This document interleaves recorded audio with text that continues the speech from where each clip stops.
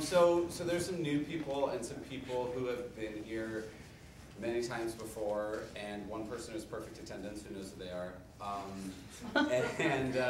So this is Process and Performance. We started this fall here at the workshop, I just had a conversation with the lovely Linda Chapman, who is sitting here as the Associate Artistic Director, and the lovely Jim Nicola, who's the Artistic Director, and we had kind of a conversation because I worked with Ivo Van Hove on a play here, and I was trained in a very different way, I guess what you would call like a conventional way of training at the Juilliard School, and when I worked with people like Ivo or other people, it really blew my mind off, and I was like, I don't know how to do this, and I don't know where I am or who I am.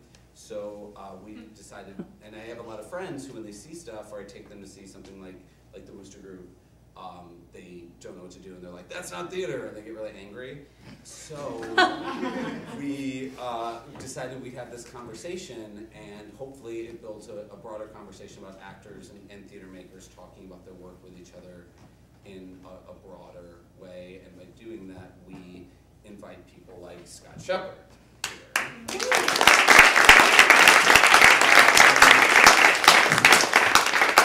Scott, who I'm sure most of you know because you're here, is an amazing actor who has worked extensively with the Wooster Group in things like The Emperor Jones and Poor Theater and Hamlet, playing Hamlet and Laertes. Yeah?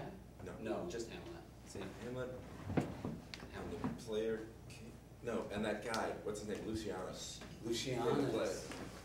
Very well. I just really played Hamlet. Yeah. I didn't play that other. And let's keep it simple. And Gats, which is currently running at the Public. If you haven't seen it, you really should. It's short. It's over. Is it over? Yeah. When did you finish? Yesterday. Happy closing. So, and then if you didn't see it, you're fucked unless you want to go to London. And Blood Knot recently at the Signature. So right there, sir. Thank you. So Scott, so that's a brief introduction to Scott. But we start all of these with this question: do you consider yourself an avant-garde, a communist? Do you consider yourself an avant-garde artist, and what does that term even mean to you? Wow. I don't know. I mean, I've never tried to define myself that way, I suppose, but I have seemed to have ended up in a certain sort of experimental circle, I guess, that's outside what I think you're talking about when you say sort of conventional way of working. And I guess that started kind of early. I mean, I went to school, to college, and that kind of theater was going on, but somehow I never really fell into it. Where'd you go to college? At Brown. Yeah. And there were a lot of kids, who had grown up in New York City, and they just seemed like they were a little ahead on that game. And I was just like you when I was like, oh, I'll take an acting class when I get there, my freshman year. That's what I wanted to take that class. But when I got there, I found out that you were supposed to have like mailed in something, before the summer started, right, beforehand, and I hadn't been organized enough. Basically, I was not organized enough to get into the sort of theater program at Brown. But there was all of this other activity going on that was kind of more interesting to me in a way. It's like just, there was just so much, I don't know why. Paula Vogel was there teaching playwriting, and she was organizing a lot of these kind of crazy 24-hour play writing events, and I think she was like a big catalyst behind this kind of independent theater that was going on in little spaces all over campus, and you'd go in some underground room and see something, I guess I was just drawn to that more than I was to like classes. Right. In theater. Right. And I got involved in this place called Production Workshop, which I believe was started by Richard Foreman at Brown, which is the sort of the most established student theater situation at Brown, and where you have like a board of students who accept proposals, and they do like one project a month, and so you're constantly listening to proposals and allocating the budget to it, and then so I was on the board there, and then I designed a show, and I worked on lights, so I got a real sort of complete, you know, in the trenches type of training that way. Yeah. And so I was working constantly, but I was never doing the way you're supposed to do it. Right, like taking that class where you do a scene from a half whole. Yeah, I've never taken one of those classes, right.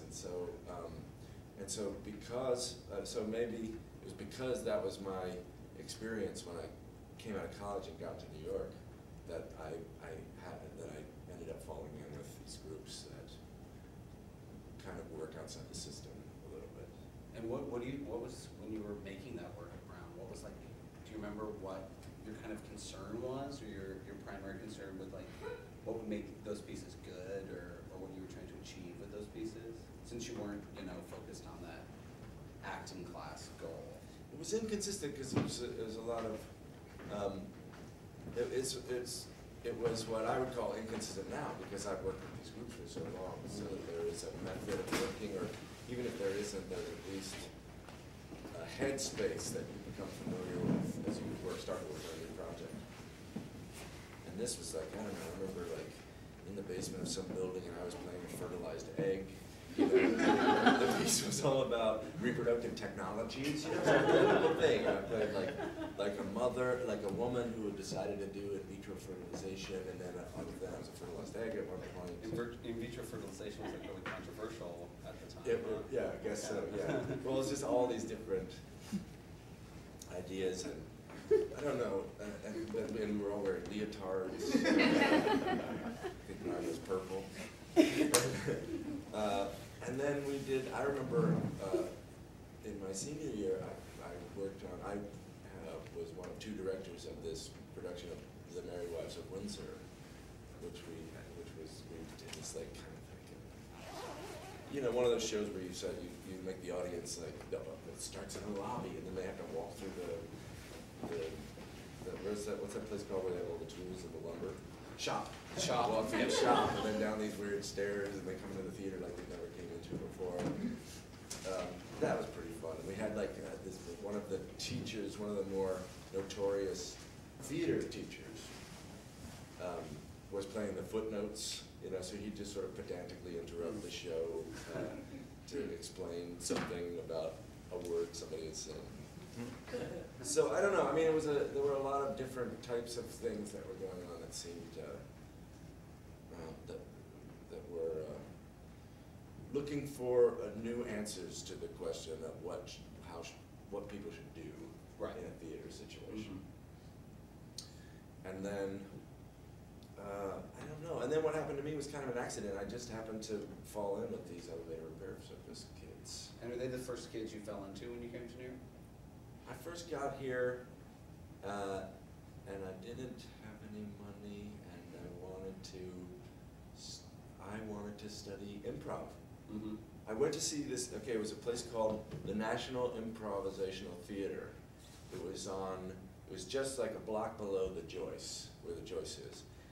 It's gone now. They went to California, and. And when I started taking classes with them, I realized they were all Scientologists. So, but I had gone to see one of their shows, and I was amazed because they would do, you know, like improv comedy. You know, it's like get an idea and do like a 5-minute sketch where you try to make as many jokes as you can. Right. But then they had another, like a long form thing where they would, I guess it would start with an audio from the audience, and then they would proceed to do a one-act play that felt like really felt like a one-act play, like it's been carefully written and crafted so that these two people were talking about a problem, and somebody was coming, and they had to, you know, before that person got there, they had to solve something, and then that person would get there, and then everything would, you know, but then that problem would get solved, and then another complication, and somehow I didn't know how they were doing it, weaving these complications into it in a way that seemed like playwriting. Right. You know, and so I just got into, that's what I got into, that's the first thing I can remember, sort of getting into it. I was taking classes at that place, and like having to look at like little handouts that said L. Ron Hubbard on the bottom of them. But just as I was, but I took the one-act play class and learned some of their tricks, and I was just starting to actually perform with them in these improvised one-act plays, and I was really enjoying it. But just as that was happening, some friends of mine showed up from Brown who had been living in other cities, and they wanted to start a company, but the ones that hadn't lived in New York weren't ready to live in New York. Right.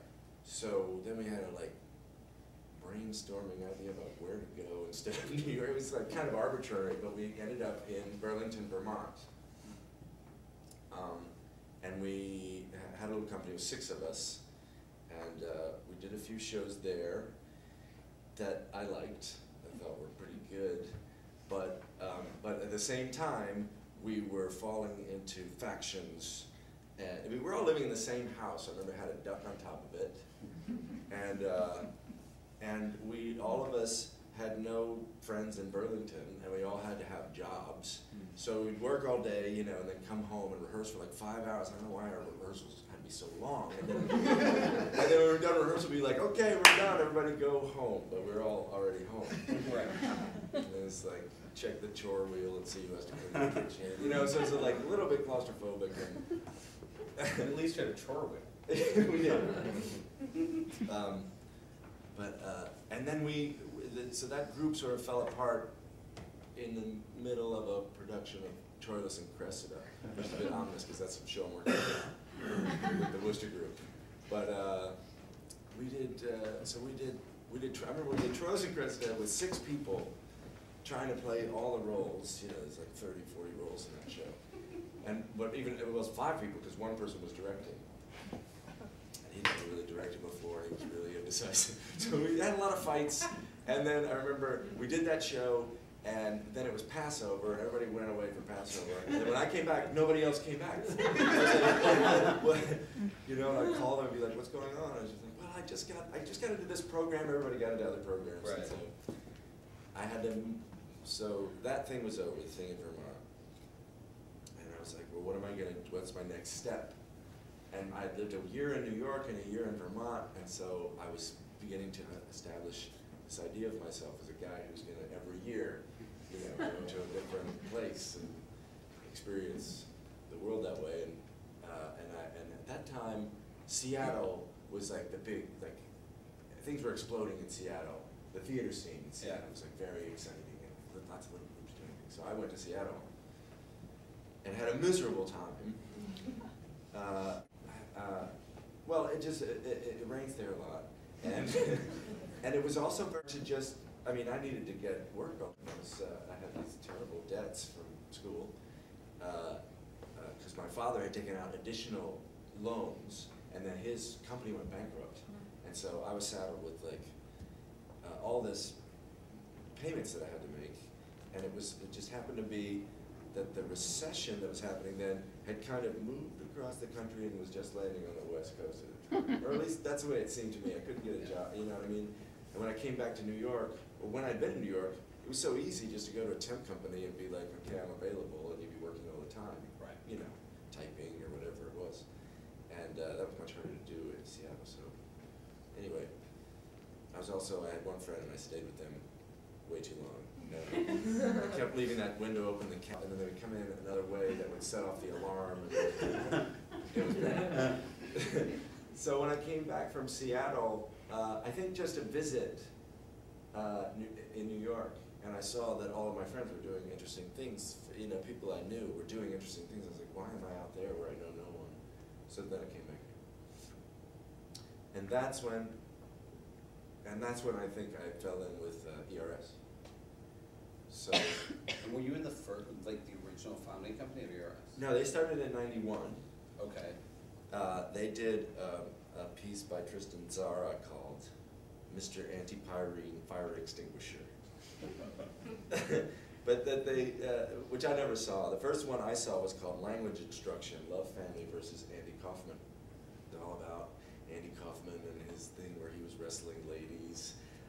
But it was kind of told as a series of language instruction tapes. So that you have these scenes where people would be talking in fake Dutch, and then someone translating what it was, like a little restaurant scene, you know what I mean? With Andy Kaufman trying to order things in this restaurant. I mean, I thought the show was amazing and inscrutable and like, you know what I mean, where you're like, you're really enjoying this thing, but you don't know why. Exactly. You know, and you can't really describe what was so satisfying about it to your friends afterwards. And then I was sort of hanging out with those guys because I happened to know somebody. Okay, so when I was doing improv, sorry, this is so convoluted, but so I fell in with those guys basically as friends, and we were playing frisbee in Central Park every Sunday. We'd play ultimate frisbee, and at one point they were like, they approached me. They said, "Look, you look a lot like Leo." That was a guy who played Andy Kaufman, and in our new show, he's a blind janitor, and he keeps messing everything up, and so they fire him. And we thought it would be funny to replace him with somebody who looks just like him. So that's how I got my first role in the Neo. How did Leo feel about it? Well, Leo, I mean, he did most of the show. I spent most of the show passed out on a radiator for like the first 20 or 40 minutes of the show. Oh, they fired the character the day. Oh yeah.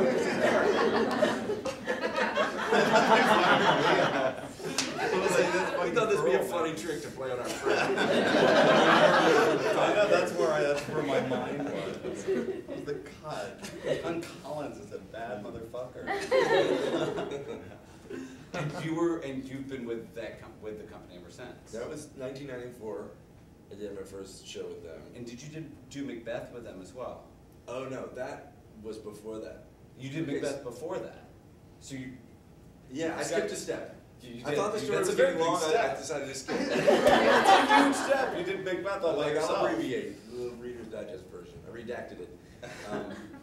Yeah, no. So when I got back to New York, I worked on a show that was it was Richard III, and this guy was a student at Yale drama school at the graduate program, and I guess for one of his classes he had done that scene with Lady Anne, and then it made him want to do Richard III.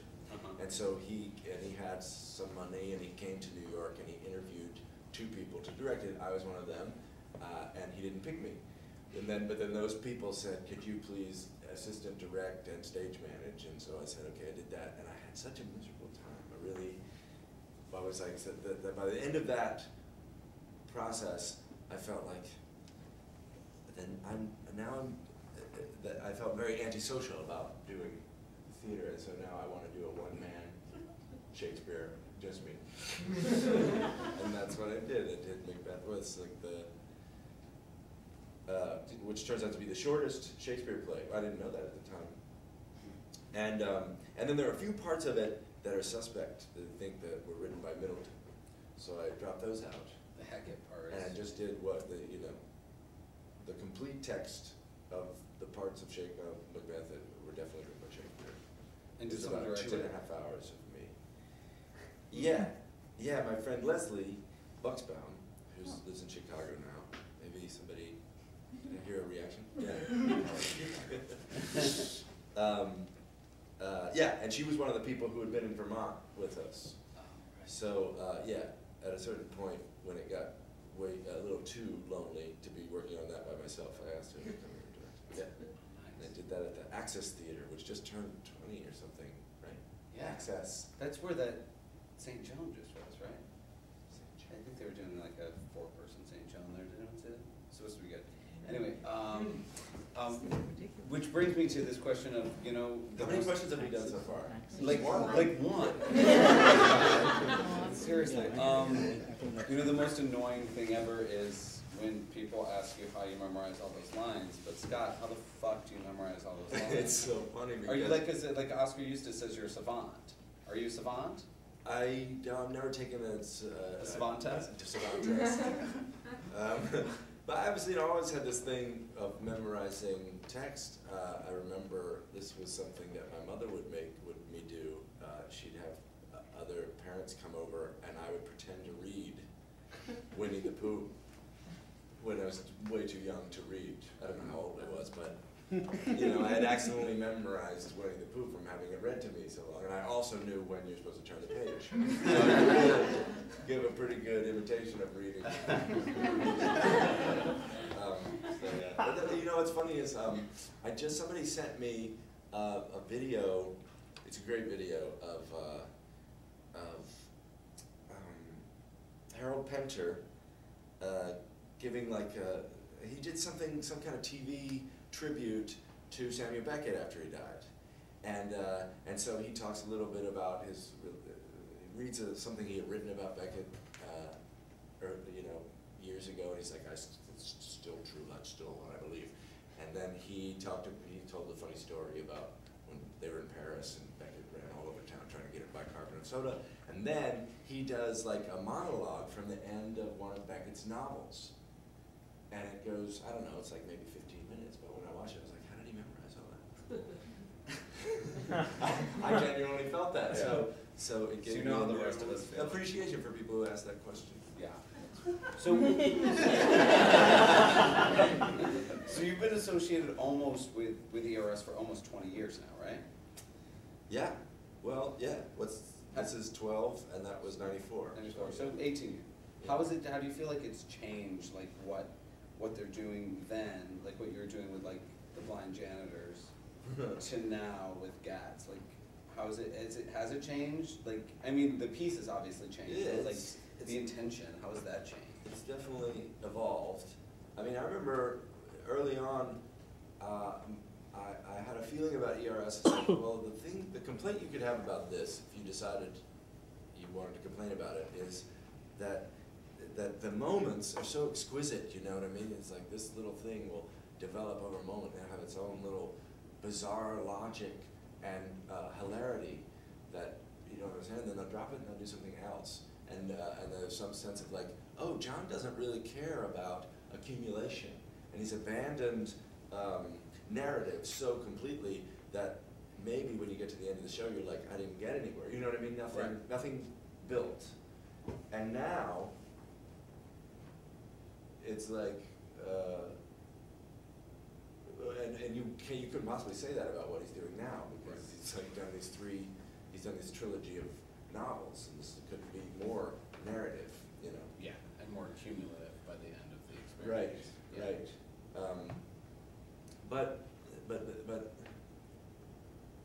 So I mean, I think what evolved for John was, you know, he's never let go of a sort of mischievous interest in the absurd, but he's gotten to a point where he's been able to incorporate that into something that now can have a trajectory that goes somewhere.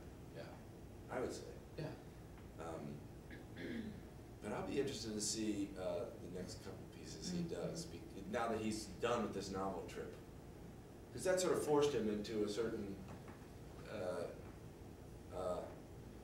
kind of consistency or something that he may now be interested in. Like, Though all three of those pieces are, I thought were really, really different.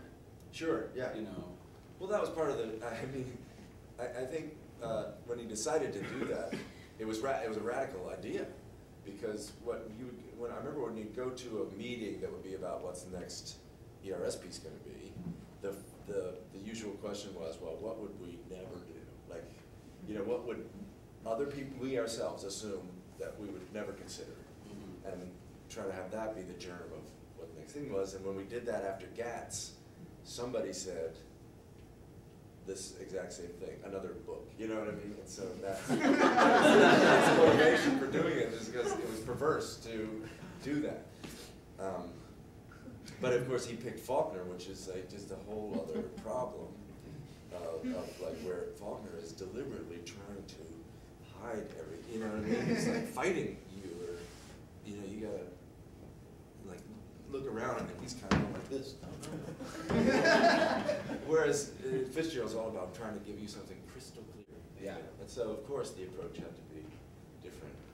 And also the time is so chopped up in that first chapter, yeah. especially. So, even if he didn't want to, he would have had to take a different approach. Yeah. When you sit down, I'm interested when you say you sit down for meetings like that and you're saying like what's next. There is a consideration. Is there a consideration for what else is happening? Do you find like in the theater at large? Oh. No, I don't remember that in particular. That's something that gets open, like, is part of the discussion. I think it's usually when John is usually thinking more of like where the group is going. What he's done, what's next for the body of work of the company. Now, of course, what's going on around is always an influence. Mm-hmm. I don't think you have to try to be in sync with your contemporaries. You know what I mean? If you're watching other people's shows and you're interested, right, then that's going to be there's going to be some framing your way of thinking. Organic built-in response to that. You're supposed to have anxiety about that. That's the anxiety of influence.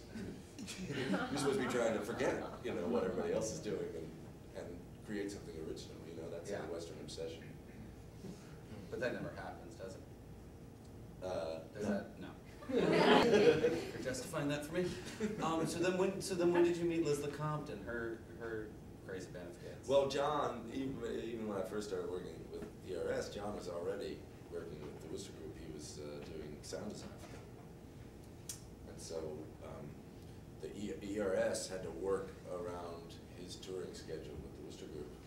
And we would all and John liked to do a thing where he got a certain number of comps for the shows, and he would, maybe get 4, and then he'd have us all come on the same night and share the savings from those 4 comps, so we paid a little less by then.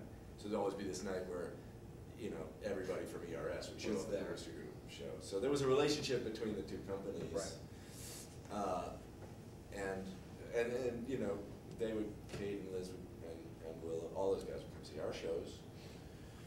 So at some point when they were doing the Harry Ape at what is now the American Airlines Theater, but was then was then a closed theater that we managed to get access to. I don't really know the details of how that worked. It's very high uptown for that, isn't it? Yeah, well, of course, and we got into all sorts of trouble. The House Management Union picketed us for weeks. Why? We had to pay off the unions something like $60,000. Oh, maybe I'm not supposed to say. Maybe there's a.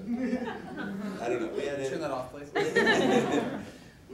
we had some union trouble, because we were in the Broadway box. Even though this was not a Broadway theater at the time, it was not an operating theater. But you can't be in that area in a house that size and not deal with the unions, which the Worcester Group wasn't really savvy to that, so they didn't really, and of course probably a little impertinent about it. Right. But yeah. But anyway, why was I talking about it? Because I wanted to talk about me. No, that's not what No, because you asked me about how I hooked up with the Worcester Group. Yeah, exactly. This is the story. Cards. Yeah. Please stop interrupting. Sorry.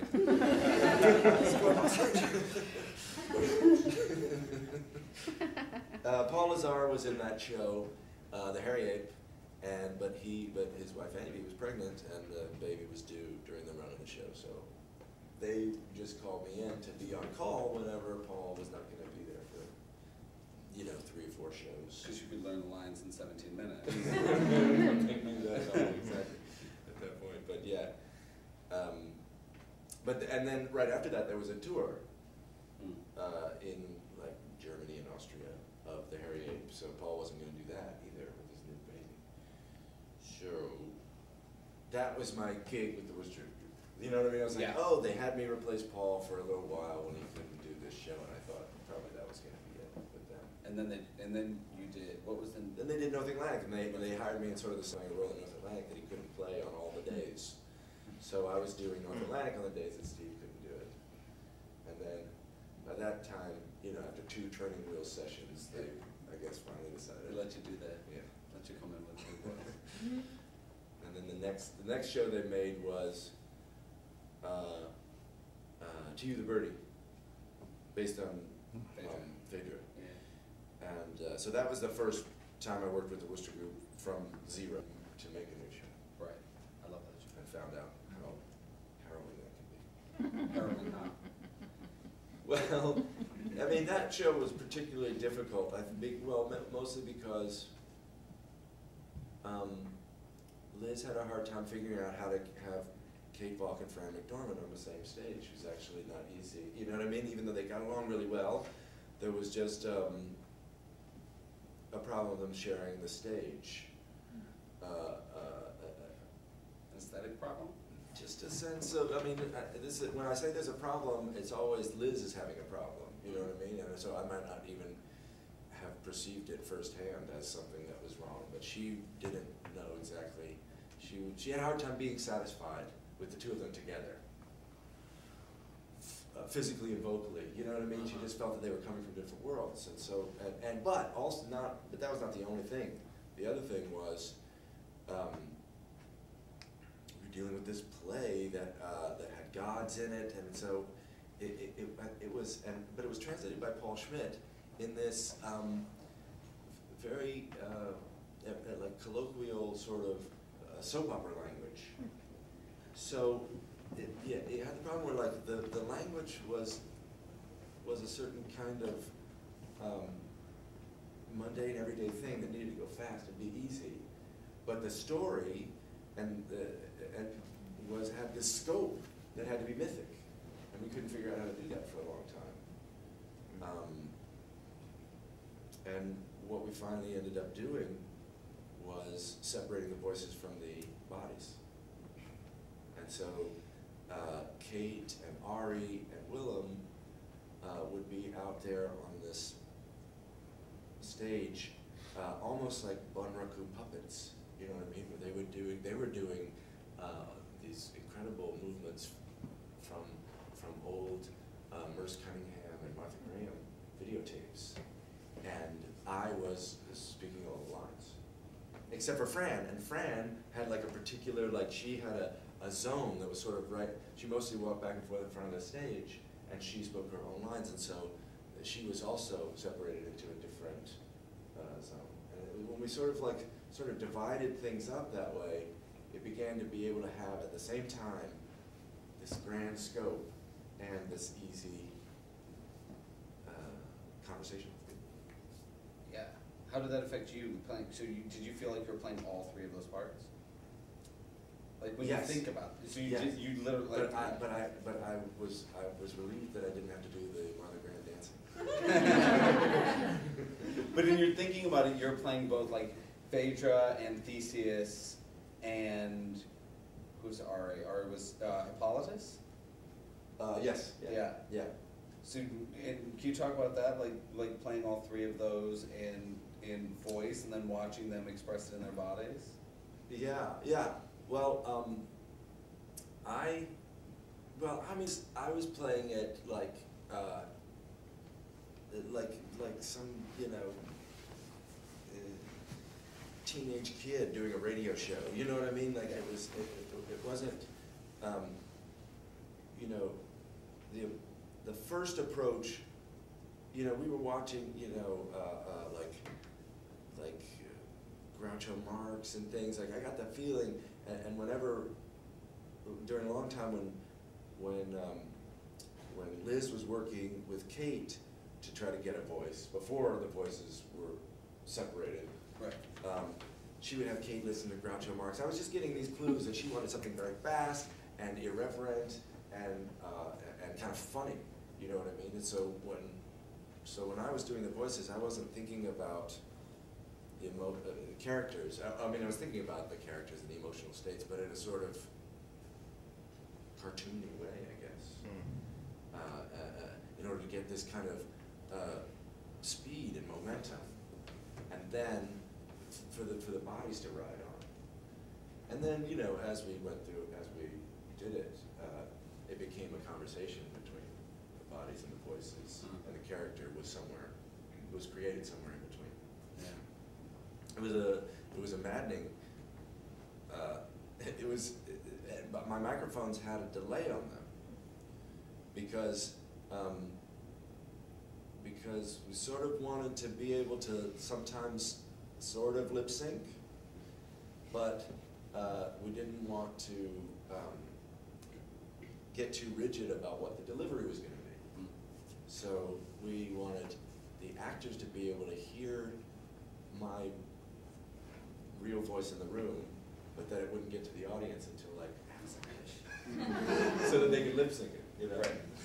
Which is really easy for them while doing Martha Graham dancing. Right. Exactly.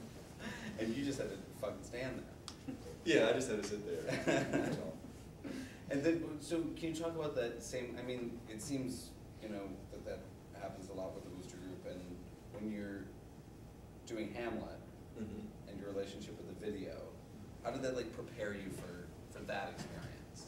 I mean, I know that there were other experiences in between. I mean, you worked all with the video in Poor Theater, and no video in Emperor Jones, was there?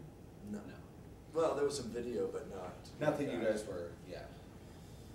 But you talk about like working with the video in both, I guess, Poor Theater and Hamlet, and what that was like. And what it was Yeah. about. I mean, there's this sort of method that's started to evolve and change, so that, and it was going on before I got there, and I'm not completely solid on what the history of it was then. But when we were doing To You the Birdie, we had the earpieces in, Right. but the earpieces were attached to Liz's microphone. She was sitting in the audience giving us instructions. Because the reason was the first time we did the show, we had just sort of decided that I was going to speak all the lines, and it wasn't really clear what Kate was going to do. I mean, we had some of those dance tapes that she was going to do at certain points, but Liz was like, well, why don't we just, the audience is coming, why don't you, I'll just tell you where to go, you know. So why don't you go up in the corner and spin around in a circle, you know, and she just gave instructions like that as the show went on, and then later the show became more fixed and she didn't have to do so much of that, but she would still like talk to us during the show. And then she also there was a badminton element. We played a little game of badminton at the beginning of the show. There was this sort of pun going on between the court, the royal court, and the badminton court. And so she wanted people, like every once in a while, everybody on stage to go, like they were watching a tennis game. And you can't coordinate that unless somebody is on a microphone whispering in your ear, left, left. That was Megan, but she ended up doing that. But okay, so these earpieces, and then we did Poor Theater. And Poor Theater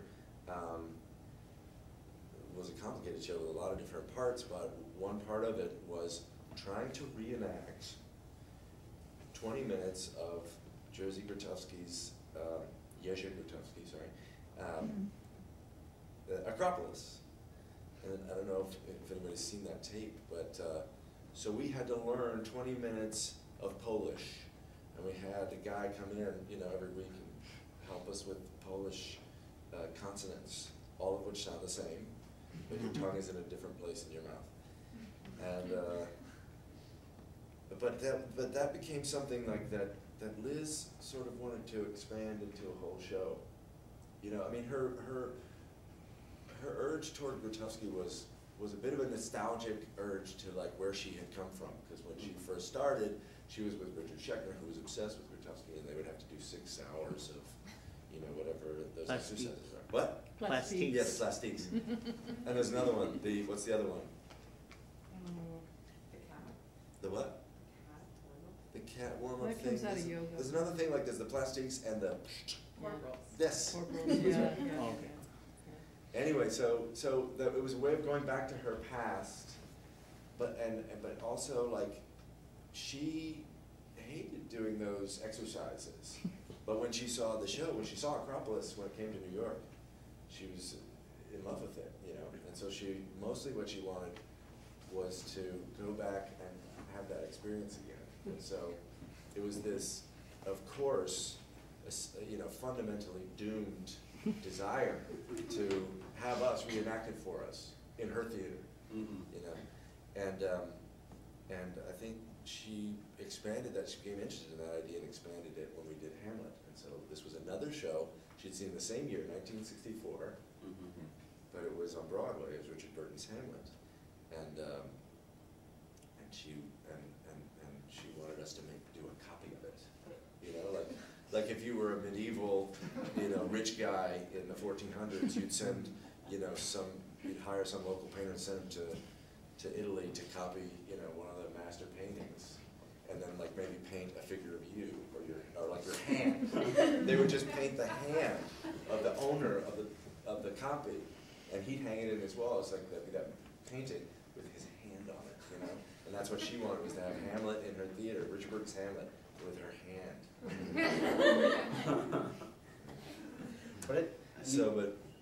Yeah. I just think I was just going to add that was, for me, one of the beautiful things about Poor Theater was that at the end, with the Max Ernst and the floor etchings, and the woman was interviewing her. There was this audio of this interview where they said, "Why do you want to do Acropolis?" And she says, "I don't know." "Why do you want to do Acropolis?" "I don't know." And then I just keep thinking of like Poor Theater, and it just like really struck me. I remember like it was a cumulative experience, that show, but you realize it's all like all these classics we try to do, or these things that we're trying to recreate, or in the theater. It's all that same thing that she's doing. It's just, that was my interpretation of it. She just does it to this incredible extreme. Yeah. Well, that show was a very personal show. For Liz, her feelings about being an artist and getting closer to the end of your career, So that's why she was into it. And Grotowski, who like sort of went down a whole other path, and he was no longer doing theater. He was like, it was almost like he was more interested in the exercises, and then he started having these things where like people, they would do exercises for years and never do a performance, And then the second half was about Forsythe, who was at the time just getting kicked out of the Frankfurt Ballet or something, and so she saw something, a similar thing. And then the whole Max Ernst thing was a beautiful little metaphor for how she sees herself. How did, I don't know if you can talk about this at all, but how does your focus or your concentration change from doing something like, if you're like taking To You the Birdie and Poor Theater and Hamlet, Yeah. and those different things you're doing, those different tasks that you're being given to do in those pieces. How do you find you have to shift your concentration in those? Well, I think it's. Liz has always wanted to sort of overload the performers with enough tasks that they can't indulge. They can't perpetrate a certain kind of indulgence that actors are prone to do,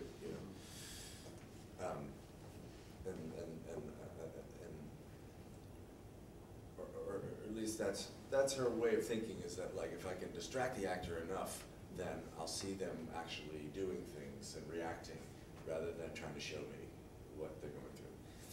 And so the longer you're working with her, and the better you get at doing, the more tasks she starts loading onto you. So now, it's ridiculous what we're doing now with we rehearsed today for Troilus and Cressida, and let's see, we were watching video of Splendor in the Grass with Natalie Wood and Warren Beatty, but saying the lines from this scene from Shakespeare, but also listening at the same time to a movie called Spignals about American Indians. You know what I mean? And you're trying to, And then later we were like, oh, maybe that's not so good. Scott, can you keep doing the voice of the guy from Smoke Signals, but now you're going to listen to Warren Beatty and try to pick up some of his vocal mannerisms. And so, it's So you have no time to sit around and think what is Troilus? Yeah. What is Troilus going through right now? How would he react to this situation? You're too busy. And that's the way she likes it. Just throw a bunch of things at you and then just see if it works for her. And for the most part, she's not judging that in terms of the requirements of the story or the play. You know what I mean? She doesn't start from there. Right. Later, she'll feel that way. She's like, I don't understand why you come in here and you say that. You're not even looking at her. I know! I try to tell you that on day 2. You know, she'll eventually come around to it, but that's the last thing on her mind for when she's building. So then when you jump into something like Blood Knot, and no one is overloading you with all that stuff, Yeah. what happens to poor Scott Shepherd then? He doesn't know what to do. What is that like? Was that like your first normal play? Well, first in a long time, as long as I can remember, you know. There's no experience close enough in the past that I could really draw on for that. I mean, well, or to be more precise, I felt like I was like, oh, I'm doing the acting I did in college. You know what I mean? So I felt really lost. And all my years of working with Liz and John had taught me to question so many things that I now needed. You know what I mean? Like when you got to work that fast, and you've got to realize the play as a series of instructions, you know, and you're not spending your time questioning all of it. Like, well, what if we didn't do that? What if we disrupted that? Mm-hmm. You know, that's not what you're doing. You're trying to. What you're trying to do? You're trying to bring that into being without illustrating it. Do you know what I mean? And that's where I was always confused. Like, I'm illustrating this. What am I supposed to do if I'm not supposed to be illustrating this? You know? And it was a 2-person show, which was, so I was watching him, Coleman Domingo, amazing performer, and he knew what to do. You know what I mean? He was comfortable in that situation, and he knew, okay, when I come to the rehearsal on the first day, I already got a lot of ideas about how my character is going to talk and act, and you know, and he'd get on stage, and he had suddenly he had all these movements and actions, you know, and I was like, oh, where's that coming from? So, you know, it took me a while to, you know, try and scramble and catch up with him. And you know, I would say I got through that one by the skin of my teeth. And of course, I missed having a certain shared methodology or a shared attitude of skepticism. I guess. Did you feel like your It was directed by Arthur Fugard, you know, it was directed by the playwright. Yeah. So you really can't fuck with that. well, I mean, it just like, Without asking. It would have been rude to try and approach the show in the way that Liz approaches a play. You know? Also, he had done the show himself. The role I was playing, he had played himself twice. So, you know, I couldn't escape feeling like, oh, he knows exactly how this should be said. You know what I mean? He's sitting there just waiting for me to figure it out. Did it make but you feel... Yeah. No, you go. It made me sympathize, you know what I mean? Like, oh, if you've got to work this fast, it's really 3 weeks. Because the 4th week is tech. Mm-hmm. And you're not really able to work on the show in the same way once you're in tech. So, yeah, you got to get something up that fast, then you sort of need a set of principles, you know what I mean, to be able to quickly create something. That you're not. You know what? It's just a little bit too long and way too short. Like if you had to go and do it like after 3 days, it'd probably be very interesting. You know what I mean? And people would be surprising themselves with everything they're doing. It gives you just enough time to have made a set of plans that are, you know, that you're just at the right age to be sort of stale. Right. I know. And then at that point, you do something called freezing the show. Right? So right at that point, when it's sort of like you just made the most elementary first decisions about everything, that like, yeah, that's the first decision you would make about that moment. Then there's a whole set of enforcement to say like the show can't change now. Yeah. It's weird. And with the, it's not, and with the Worcester group, the show's changing even if you've been doing it for 6 years. Every day we rehearse before the show, and it's like, you know what, let's cut that, or like, why don't you go over there and say that? So it's always changing. Do you feel And as a result of feeling like, oh, the choice we made there was maybe too obvious or too, Do you feel like more of a contributor to the process when you're working at the Worcester Group or with ERS? Oh yeah, sure. Yeah. Like Sure. like you have a. Like But a lot of that is just comfort, social comfort. With Blood Knot, I was in a room full of people, none of whom I had known before.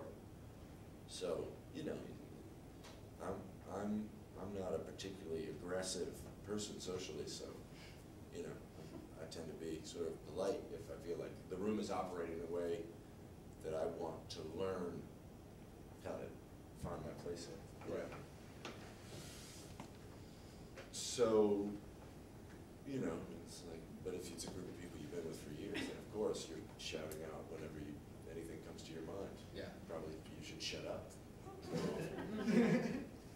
I've been blah-blahing for a little while now, so I'm going to let other people like raise their hands, and I'll start with Robert Stanton. I have a question for you. Yeah. So there are people who've worked with Liz and Con for a long time, and then you describe new people being folded into the group, and there's this sensory overload. Does anyone out of anxiety or frustration or fear or defiance ever just say, I'm not going to wear the headset? And if so, how do you, as a group, deal with that? There's only one time I can remember that somebody actually left, and it was for this piece we were doing for MoMA, we ended up calling Who's Your Dada?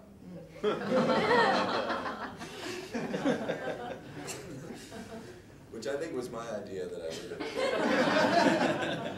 But yeah, and there was a guy we cast out of backstage actually, because we wanted, we had this, Liz had seen this documentary about the Dada artists, but like from much later, like maybe the 60s or something, and so they were all old, and so she wanted to get a bunch of people of a certain age, like in their 80s, and so we put out an ad in backstage, and these guys came, and we loved a few of them, and we cast them, but then there was one guy who really didn't want to work that way. I remember him saying, well, if you want chaos, then write down chaos and have your actors do it. But by that time, I think we had him, we had some of him on videotape. And so we emailed him a few days later and said, can we use you on videotape? And he said, yes. So he was in the show. And then he came to see it and he was like, oh, that was great. So I don't know if he was a convert to the degree that he would want to work with us again, but yeah, I don't know. I mean, people do respond differently to that, but I mean, Liz adjusted that too. If somebody is really, if it's not working, I mean, the whole point of these inputs is to create an effect that the actor's not completely in control of, but that is very interesting. And so if it's not producing an interesting result, and if it's only producing frustration, then yeah, then we try to find another way. Or you break the person's spirits and then hope that that's interesting to watch. So you've worked with two really strong individual director/visionary people, and so I'm really curious how the collaboration works with the performers. How, if it's always Liz's idea or John's idea, and they get to come to the table and say, now we're going to do a piece on chickens. here you go. This is what I like about chickens, and I'm scared of this part of chickens. And you guys at the table have to be like, okay, I'm getting on board with the chickens. I'm gonna figure out the chicken. You know what I'm saying? Like, so how, especially after 20 years of collaboration, how is it not a dictatorship? Right? Oh, it is. It still is. And There's how still a is it- leader, and you know, nothing is going to happen if the leader's not interested. You're talking about when you first decide what the new Or show and is? throughout, Or because all I three? imagine that you are at this, or perhaps this was something you put in place from the beginning, is that you give yourself the luxury of time to investigate these ideas. So you're not stuck in a 3-week or even a 6-week model of creating a new work. It takes a long, long time to come up with your amazing piece about chickens. So if Liz comes to the table and is like, chickens, it's chickens, then how, I'm curious the role of the performer in how it becomes to the point where she comes in and is like, why are you not looking at the, you know, like when it Right. gets to that, if what that's like for you, clearly a person with your own point of view and aesthetic and interests, how you merge those, how you guys as an ensemble merge those things. Well, I mean, for one thing, that situation you're talking about doesn't really happen. In other words, there's not a person coming in and saying, okay, we're doing chickens. I decided we're doing chickens. Right. Because there's discussions before that are like, what should we do? You know, and then some things bubble up, and in a way, you're just waiting for an idea to bubble up that will interest John Collins or Liz Comte. Okay. So it's collective, but it's all geared toward the leader, you know, and but it's not dictatorial in that way where it's already decided by the time you get to the room. And then in the process of the work, like particularly with the Worcester Group, where there's so many technicians working, you know, and they've got all their things that they had to add that is never going to be an idea that Liz comes up with from scratch. You know, she has to respond to the things. You know, if it's, I don't know if that's entirely true what I just said, but you know what I mean. There's a bunch of people in the room. They know they're going to be in the room for a long time. They know this show's probably, you know, these shows last for years. So they've got to come up with something interesting for themselves that works for Liz. And so everybody's, you know, coming up with things and throwing them into the soup, and Liz is rejecting them or not rejecting them, and so that's the nature of the collaboration, even though it's an absolute monarchy. You know, it's not like we don't vote on any of the decisions, and it can be frustrating. You know what I mean? Sometimes it's funny. I felt like I have an affinity with John's mind, the way it works. I understand I can understand where he's going usually, and Liz, no. So, you know what I mean? Like if I want to predict where Liz is going to go, it's usually best to just think like, where do I not want to go right now? Where she's headed. So it can be frustrating, but it's I guess that's the best way to describe it. It's like it's a collaborative thing with an But do you feel absolute ruler. you feel like you give the contribution the same way that those technicians do? That there's this, like the Scott Shepard contribution that he's trying to put into the mix to interest Liz as well? Or do you feel like you just do it? Yeah. It's a little bit of both at this point. Like me and Ari and Kate are, you know, there's 3 people who've been around for longer than everybody else. And so she does turn to us, mostly Kate, but, you know, to be like, well, what should happen here? You know, because, I mean, often when Liz gets frustrated, she just wants somebody else to fix the problem. You know what I mean? Doesn't anybody have any idea what to do? So sometimes there's more of that type of participation. It's like, okay, well, I think if we, you know, we have to kind of jump in and. But what's more like what the video guys are doing is just like, you got all that stuff hooked up to you in the video, and what you do is what you're offering. Is what your contribution is. Yeah, I mean, just to continue on this, like, what do you think the difference is between your contribution with the Wooster Group and then the play like Blood Knot? Do you feel like it's it's different? Do you feel like the participation and the collaboration was different, or that you were empowered in one way and disenfranchised in another, or it was just like apples and oranges? Yeah, well, yeah. Was it apples and oranges?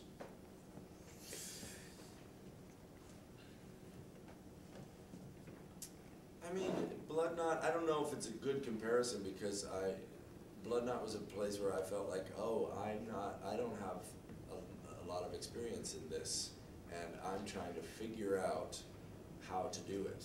And I don't feel like that in the Worcester group. It's like, well, let's see what happens. And so that's a difference.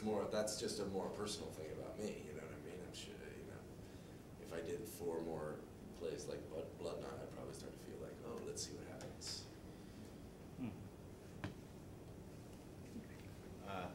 This is a little technical, but a show like GATS is a marathon and has humongous demands in your instrument, your voice, your body, no doubt your mind. Could you tell me how you maintain them over the course of a long-running show like that?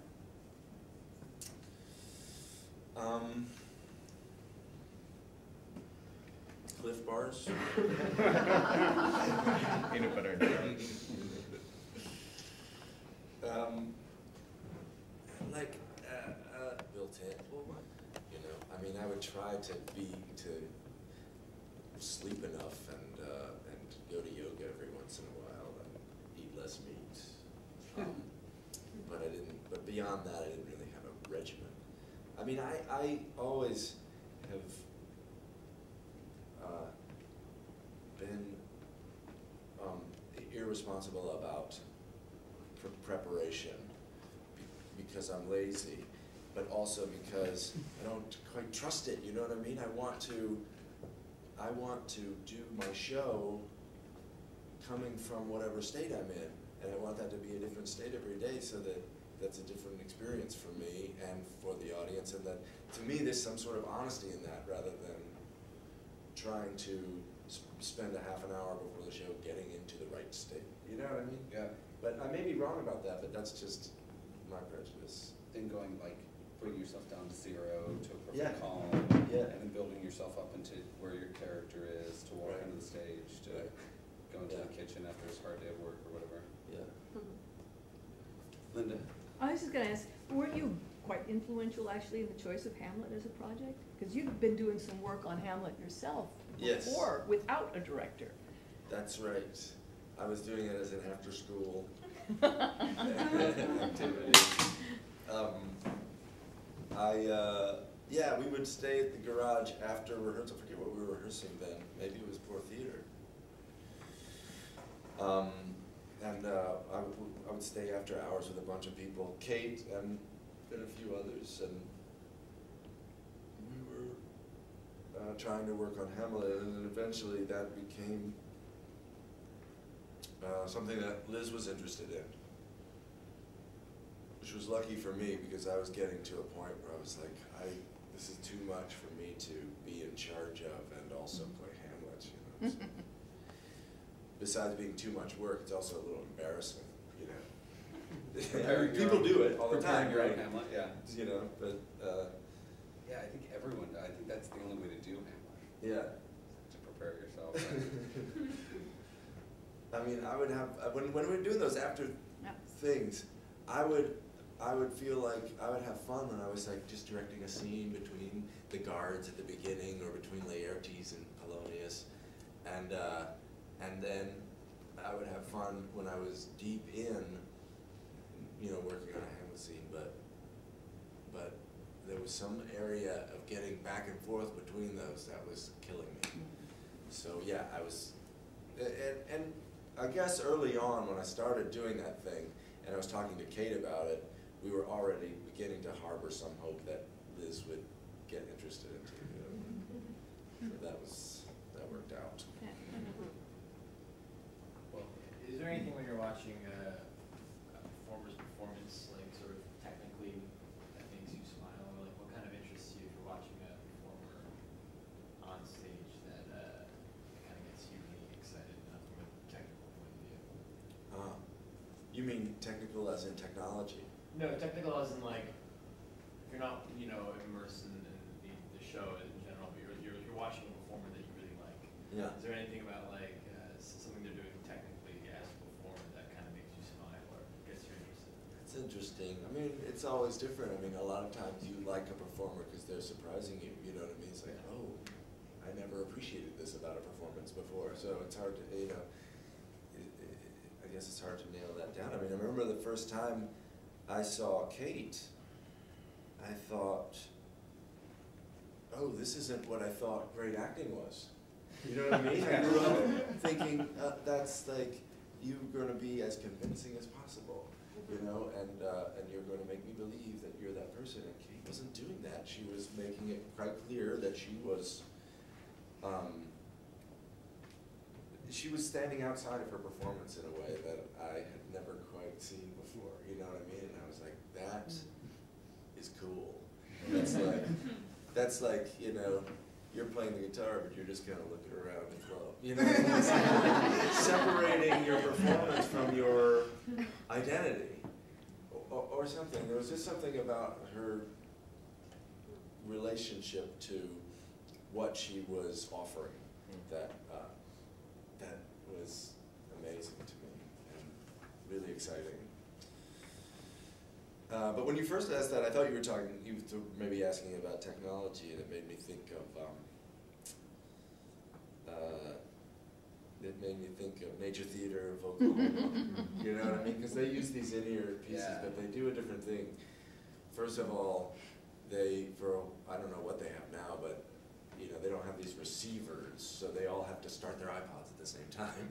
Like the beginning of what's that long one? Romeo and Juliet? No. Yeah, they do it with that too. They do it with that. What? No Rainbow dice. Solo. No, the really long one. It's like a 5-hour. No dice? No dice. Yeah. Yeah. Oh yeah, but they roll the dice and like decide like which play they're gonna do, right? They But do roll something the dice, and backstage. that determines what order the recording's Yeah. in or something like that. Or which iPod they get. Yeah. But they have to stand backstage and go 1, 2, 3, go. You know. But like in Romeo and Juliet, they have these recordings of real people talking, but their delivery is really exaggerated. Like in Romeo and Juliet, they were doing these sort of pompous Shakespeare voices, but the things they were listening to were informal conversations where people were trying to describe the story of Romeo and Juliet. I can remember it. Yeah, it's wonderful. I'm curious about sort of like picking your ensembles, and if there was something in particular that like clicked, and what that was when you chose your collaborators. Huh. Well, I don't think I really chose.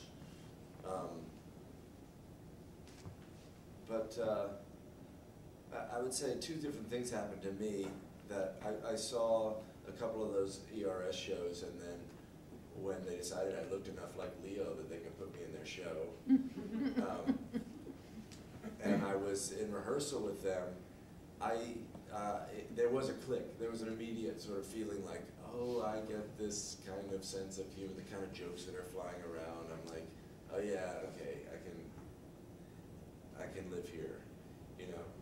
But so that it was a sort of social comfort, but that was deeply related to the kind of work they were doing, which had to do with John's sense of humor and his love of the absurd, and then everybody was sort of high on that, you know, in the rehearsal room, and so the kinds of wisecracks that were flying around were all of a certain type, you know, that befit the sort of Dadaist thing that they were trying to do, and so I found that I just felt very comfortable there. The Wooster Group was different. The Wooster Group was just famous to me, and so I was so happy to be there. And I didn't understand what was going on, you know. So it was sort of almost the opposite. Like I didn't really click, but I just kind of held on with my claws until they invited me in. I mean, I did, I did, look, actually, let me retract that and say, when I was working on the Hairy Ape, and then later on North Atlantic, these were shows that were completed, or, I mean, they're never complete, but they had gotten past a certain point where it was not building anymore, but just kind of, you know, maintaining, and it's just sort of vibrating, you know, with little changes here and there. But at that point, Liz was no longer confused about what the show was, and her understanding of it was very deep, and so when I would sit in on those note sessions, I was so impressed with the way she could talk about the show or about moments and about what made them work.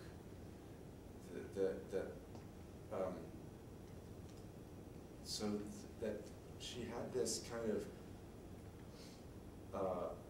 understanding about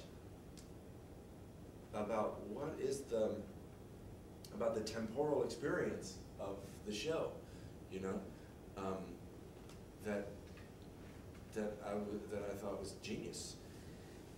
Now, when she's making a show, it's very frustrating, and that's when I feel like, do I even belong here? I can't think this way, you know what I mean? Why is she going in that direction? But when she gets her show made, she's like some sort of guru, you know, like a seer. But she's very confused until she gets to that point. And then once she's made it, she begins to just like deeply understand it on a level of some sort of, you know, high priest. Yeah, because she's probably, well, I would imagine because you're in the same way that she's, the way you described it, she's actually in the creation of it so deeply and hasn't pre-decided. You know, I don't know if we're talking about this with Kate or maybe with Ellen Lauren, how we're so used to going into rehearsal rooms where the set has been decided for you and what the costumes are going to look like, and this is when the lights are going to look like that, and then you're going to come in from stage left. And so they already know something about it that you're fitting into. Right. You know, we aren't all in this shared kind of exploration. Yeah. Sorry, that was a total sidebar. Well, when I mean, that was another thing about Blood Night is that on the first day we were showing the set and the costume design and like all these decisions had already been made. It's like, what did we make these? Yeah. Who says? Yeah, so Troilus and Cressida, you guys are developing with the RSC. That's right. And but I was told that you just with finished, might be too strong a word. well, with and separately, which is what's interesting, but I was told you just relatively recently finished your first period of actually playing with them in person. And I'm curious how, as two companies that are both iconic, but both sort of ostensibly on opposite ends of the spectrum of how one relates to classical texts, how that intersection has been going. Yeah, well, I mean, I think we're hoping to exploit that as hard as we can. We have been working with them. There were 3 actors who came and spent a week with us. I think it was a week, maybe 2 weeks, with Rupert Gould, who was then going to be the other director on their side, to try and have a little cross-pollination. But we didn't even know these actors were not guaranteed to be in the final production, but it was just a way of seeing, like, is there some sort of mutual borrowing that might happen at this very early stage? That was a while back when we were both first getting started. But also, I mean, one of the decision we had made was we were going to do this Trojan War play, and we're going to play the Trojans, they're going to play the Greeks, and we're going to rehearse separately. And like, and there's scenes where we're both supposed to be there, we'll just have to assume, well, they'll be over there somewhere. You know what I mean? And like, block the scene or whatever, and then when we get together in England in a few weeks, we'll have 2 versions of the scene that don't fit together, and then we'll have to try to sew it together, you know, these 2 things that don't fit. And so that's part of what we're interested in, is this sort of clash of traditions or cultures or something. I think it'll be, if nothing else, I mean, it'll it'll have that value as a production of Troilus and Cressida, in that you will really be able to tell the Trojans from the Greeks. You know what I mean? Usually you see that play and it's like, they're dressed about the same and they talk the same way. This would be like, oh, okay. We're back in Troy.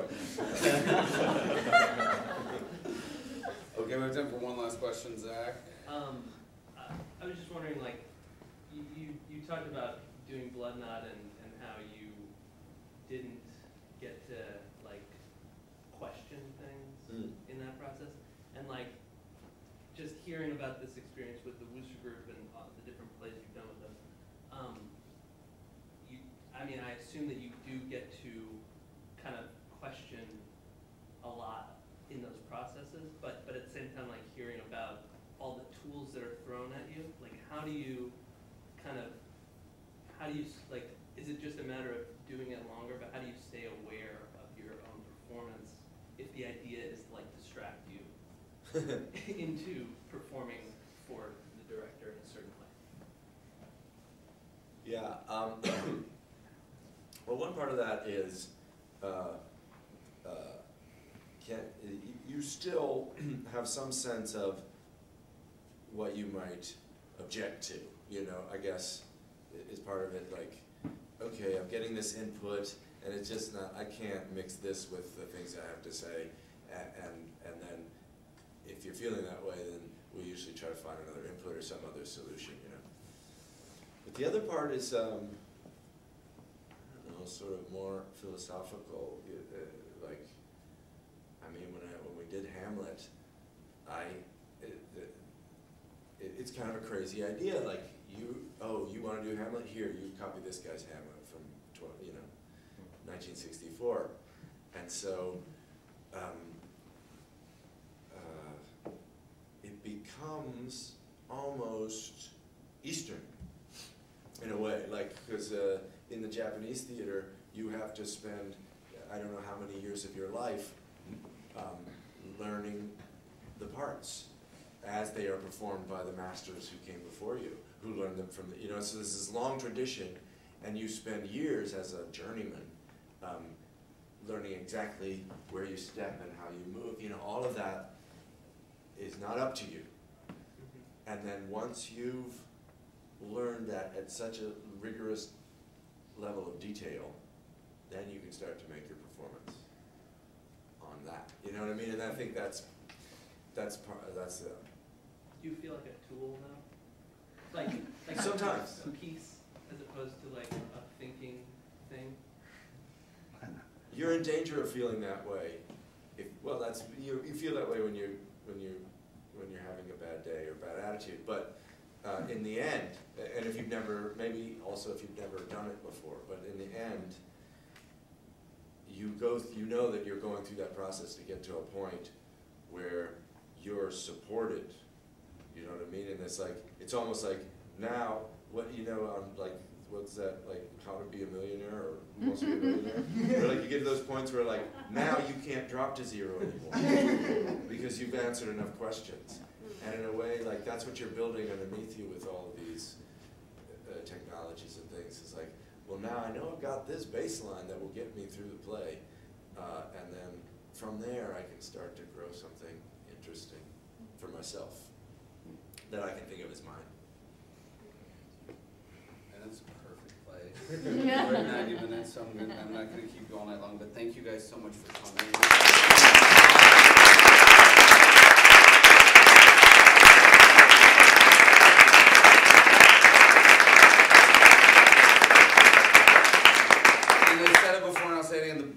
Second best part after Scott of the evening is the fact that we all go over to drink at Stillwater across the street, because it's about like talking to each other and like being cool actor people who have conversations and like each other. So join us over there. I'm not buying anyone a drink with you, and but I hope I see you over there. And thanks for coming. There's a thing, if you're not on like the mailing list for this thing and you want to come, sign up your email, and we'll tell you about it next time.